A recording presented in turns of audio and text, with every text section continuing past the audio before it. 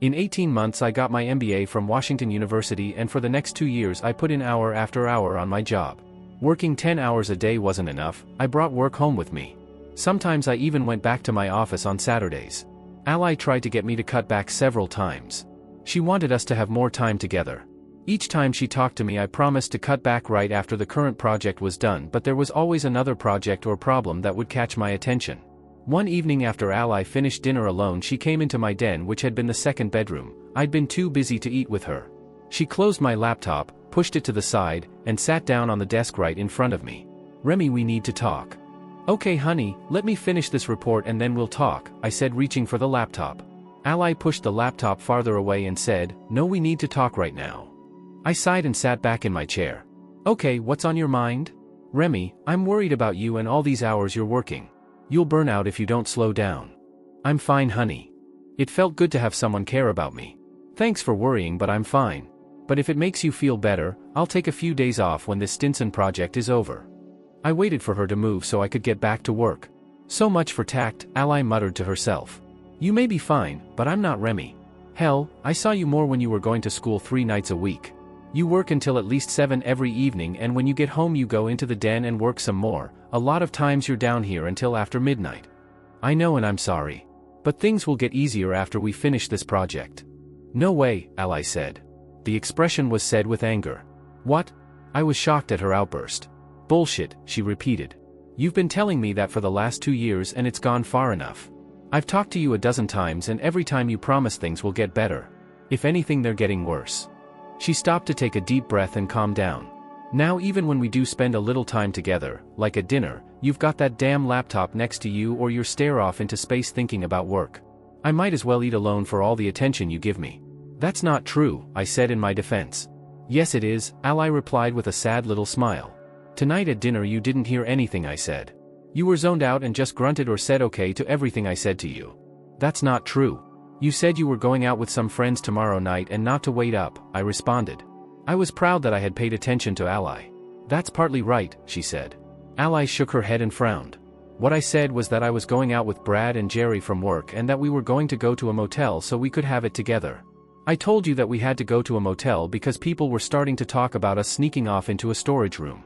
My eyes opened wide and my jaw dropped and anger started to rise. "You wouldn't, you didn't."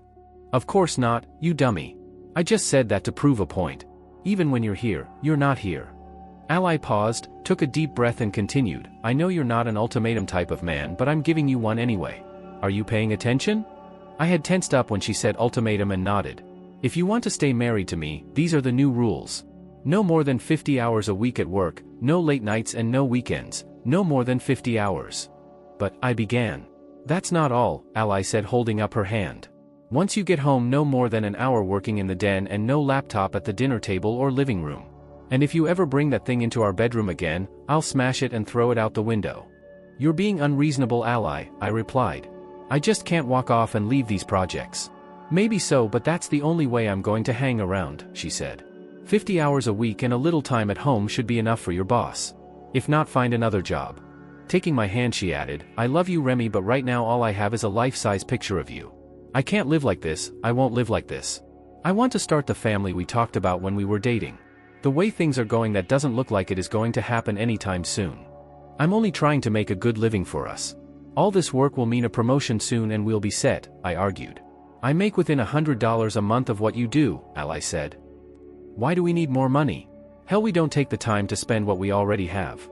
She was getting angry again. "We plan to buy a house, but I can't get you to stop working long enough to go looking for one." I repeat, why do we need more money? Those startling blue eyes of hers were doing their laser thing as she stared at me. We don't, need more money. We need to be with each other and let the rest of the world go to hell." Ally took another deep breath and took both my hands in hers. "So that's the ultimatum. Less hours working and more hours with me, with us? Or else?" I asked with a hard look. "There's always an or else with an ultimatum. What's the or else?" I was getting angry. Here I was working my tail off trying to get ahead, and Ally's handing me ultimatums. Ally sighed, let go of my hands, and stood up. "Or else, I won't be here. I told you I can't and won't live like this. If you care about our marriage, if you love me, you'll do what I suggested." "Suggested hell, you ordered me to agree with your rules," I replied, my voice rising in anger. Well, here's my ultimatum. You leave me alone so I can work, and when this project is done we'll talk about this again. Deal with it. She shook her head, and with tears in her eyes she sadly walked out of the den. I heard her go into the bedroom, not quite slamming the door. Maybe I was a little harsh, I thought. I'll finish this paragraph and go smooth things over. It was over 2 hours later that I finished and went to our bedroom. Ally was lying on the bed, still dressed and looking like she'd cried herself to sleep. I covered her with a blanket and went to bed. Ally was gone when I got up in the morning. That's unusual, I thought. I'm normally out of the house before she even wakes up. I really couldn't concentrate that well at work during the day. I kept thinking how sad Alyssa looked as she walked away last night. About 4 p.m. I'd had enough and went home. Ally usually got home about 4:30, so I'll tell her I'm sorry and we'll talk this afternoon, I said to myself. Maybe we can even go out to dinner. It's been a long time since we did that. I opened the door to our apartment and knew something was wrong. There was a feeling of emptiness. Alyssa, honey, I'm home, I called out. There was no answer, and it felt like my greeting echoed through the apartment. I went into the bedroom looking for her. What I saw told me I was right. The apartment was empty. All of her clothes were gone from the closet, her makeup and female things weren't in the bathroom, and her dresser drawers were open and empty. I sat, actually almost collapsed, on the bed, and the phone rang. Hello Remy, Alyssa said. Honey, where are you? Why are all your things gone? I've left. I'm going to stay with my sister for a while, but I didn't want you to worry. When are you coming back? I'm not coming back, Remy. My attorney said you could come by his office and get the divorce papers, or he'd mail them to you. I could hear her start to cry. She gathered herself and continued. I don't want anything, so there shouldn't be any reason for you not to sign them. No reason? No reason? How about me not wanting a divorce? I had to stop for a second while I got my emotions in check. Honey, don't do this, please, we can work things out. I've tried, Remy. At least a dozen times I've asked you to cut back on your hours. You promise you will, but you never do.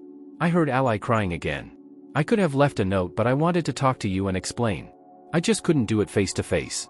Please don't call or try to see me. Goodbye, Remy. She hung up. Alyssa and I met at her attorney's office to sign the final papers. It was in an impressive high-rise office building downtown and was cold and impersonal. I was sitting in a spacious and uncomfortable conference room, and she came in and sat across from me. Her attorney was with her. I didn't have a lawyer. The attorney put a thick folder of papers on the table in front of me. Mr. O'Connor, normally I would suggest that you retain counsel to represent you. However, since the property settlement is uncontested, I don't see the need. He pushed the paper toward me, pointed to a line on the bottom, and handed me a pen. If you will sign here, our business will be completed. I do have a request before I sign. He motioned for me to continue. Turning to Alyssa, I said, I want to talk to you, alone. Mr. O'Connor, I don't see, he began.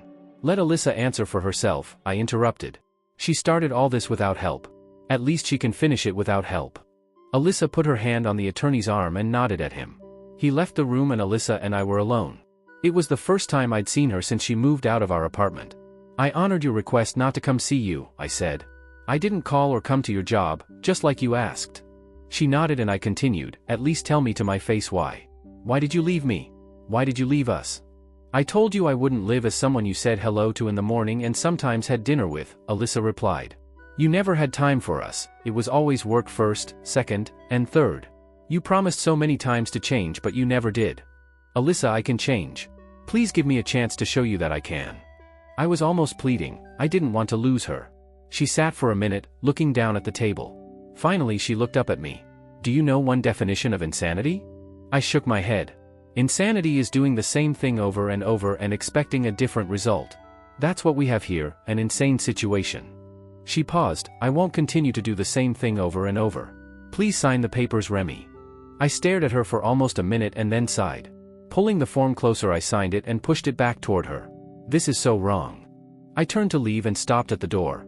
Turning back, I said, I love you, Alyssa. I hope you can be happy. The divorce was final 3 months later.